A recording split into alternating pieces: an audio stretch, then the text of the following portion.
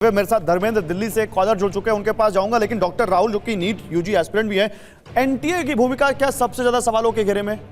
मैं NEET UG aspirant नहीं, मैं डॉक्टर। ओके, तो आप नीट से होके गुजरे, तो आपको लगता है कि एनटीए की भूमिका सबसे ज्यादा सवालों के घेरे में? देखिए बिल्कुल, पहले जैसे आपने रिजल्ट में भी देखा कि 720 नंबर, ऐसा कौन सा एग्जाम है दुनिया का जिसमें इतने सारे स्टूडेंट्स के फुल में से फुल मार्क्स आते हैं? क्लैट है, यूपीएससी, जेई है, इनफैक्ट नीट में भी 2 या 3 स्टूडेंट्स के फुल मार्क्स आ सकते हैं। 67 स्टूडेंट्स के फुल में से फुल मार्क्स आना अपने आप में अनबिलीवेबल है। जैसा कि 6 स्टूडेंट्स का एक ही सेंटर से टॉप करना, ये भी अनबिलीवेबल बात है। दूसरा, रैंक का इतना ज़्यादा इन्फ्लेशन, मतलब कि एनटीए मान चुके हैं कि 1563 स्टूडेंट्स को जो है ग्रेस मार्क्स दिए गए, बट जो रैंक का इन्फ्लेशन है ना, it is way beyond that 150। Ranking में बहुत गड़बड़ झाला है, बहुत ज़्यादा इन्फ्लेशन, मतलब हजारों में इन्फ्लेशन है। Okay. अब ये मान के चलिए कि जिस स्टूडेंट के पहले 630 या 640 मार्क्स में शायद कोई कॉलेज मिल जाता था, आज शायद उसके लिए उसको 680 690 मार्क्स की जरूरत पड़े। इतना ज़्यादा जो इन्फ्लेशन हुआ है, थाउजेंड्स में रैंक का इन्फ्लेशन हुआ है, that is not just because of grace marks provided to 1563 students. आप कह रहे हैं ग्रेस मार्किंग से ही केवल इतनी रैंकिंग नहीं हो सकती, इसमें कुछ और भी है? एग्जैक्टली, कुछ और भी। ये आपने बड़ा सवाल उठाया है। मेरे साथ धर्मेंद्र दिल्ली से हैं। धर्मेंद्र, बताइए आप क्या सवाल पूछना चाहते हैं? हाँ जी, पूछिए सवाल। सर मेरे सवाल है कि ये जो हरियाणा के झज्जर में एक ही सेंटर पे से 6 बच्चे कैसे टॉपर हो सकते हैं? और दूसरा, शिक्षा मंत्री जो कह रहे हैं कि जो कोई भ्रष्टाचार नहीं है, पहली दृष्टि में ये नजर आ रहा है कि इसमें बहुत बड़ा बच्चों के साथ खिलवाड़ हो रहा है भविष्य से। ठीक है, इसका सवाल मैं चाहता हूं नितिन विजय दें। नितिन विजय के वीडियोस काफी वायरल हुए और लगातार वो उस पर सवाल उठा रहे हैं। नितिन विजय, आपका क्या कहना है इस मुद्दे पर जो ये धर्मेंद्र हमारे दर्शक दिल्ली से पूछ रहे हैं?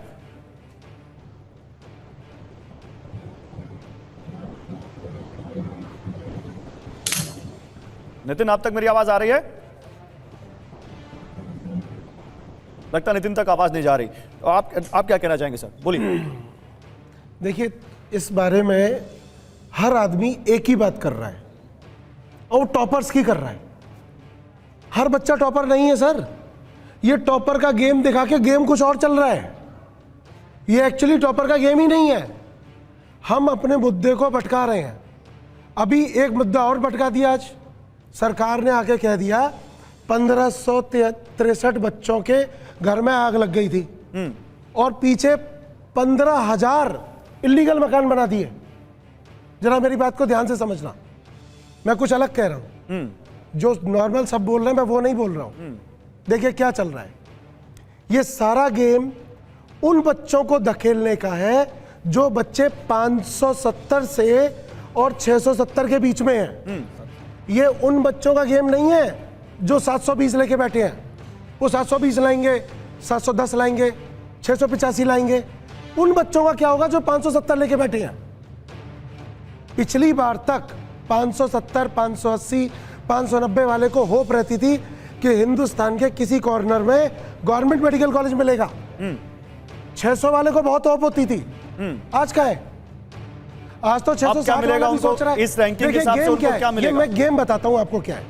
ये गेम कुछ अलग चल रहा है। नहीं तो समझाइए जल्दी मुझे। मैं वही बता रहा हूं। गेम क्या चल रहा है कि आपको उलझा दिया 1563 में। आप तो लग गए 1563 ग्रेस मार्क्स का गेम ही नहीं है सर। गेम तो बहुत बड़ा है। जिन 25,000 बच्चों को अंदर लाया गया है इलीगल तरीके से, उन पे कोई बात ही नहीं कर रहा है। 25,000 बच्चों को इलीगल तरीके से अंदर लाया गया। कैसे, मैं वो बताता हूं। उसके आंकड़े हैं। आप ये बताइए, पिछले सालों के सारे रिजल्ट उठाइए आप। हर साल 2-3 लाख बच्चे बढ़ते हैं। इस साल भी बढ़े। तो रैंकिंग में 2-3 लाख बच्चों का जो इन्फ्लेशन आना चाहिए या बढ़ना चाहिए, वो मैक्सिमम 5,000, 8,000, 3,000, 2,000 रैंक का अंतर आना चाहिए। हमने देखा कि बच्चों का सिलेक्शन कहाँ होता है। बच्चों का सिलेक्शन होता है 610 से लेके और 710 तक, 720 तक। यही सिलेक्शन है।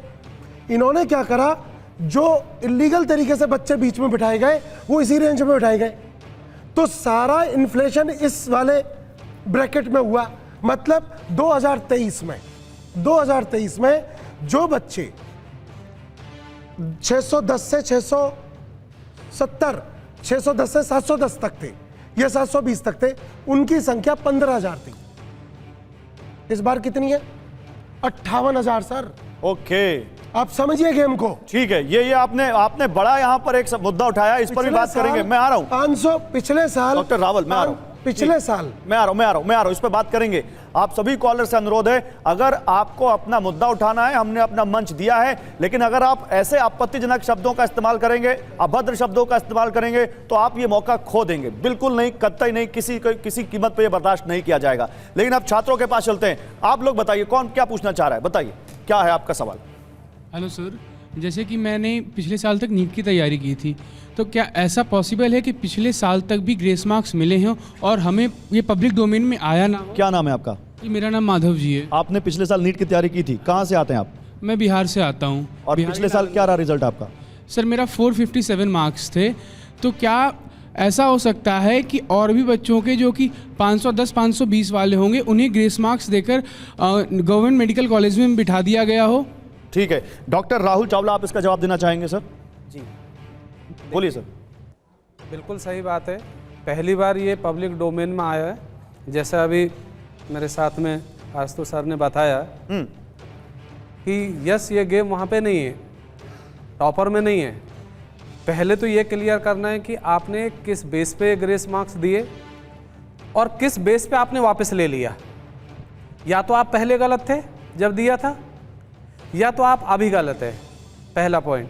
दूसरा, खाली ये 1563 बच्चों को ही दिए क्या ग्रेस मार्क्स, बाकी को ग्रेस मार्क्स नहीं दिए। इसका क्लियरिफिकेशन, ये नंबर कहाँ से आया कि 1563 को ही हमने दिए?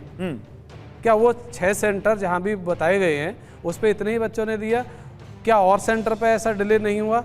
उस डिले का रीज़न क्या था? जो डिले का रीज़न था, किसकी रेस्पॉन्सिबिलिटी थी डिले एग्जाम हुआ, वो लोग कौन हैं? डिले का रीजन था, क्या आप उसको अवॉइड नहीं कर सकते थे? अगर डिले हुआ एग्जाम तो थोड़ा एक्सटेंड कर देते ऑफलाइन। ये सवाल बहुत बड़ा है जो आप बात कह रहे हैं, इस पर और आगे बात करेंगे। लेकिन जरा मैं एक और केस स्टडी यहाँ पर दिखाना चाहता हूँ, और वो केस स्टडी आपके सामने आएगी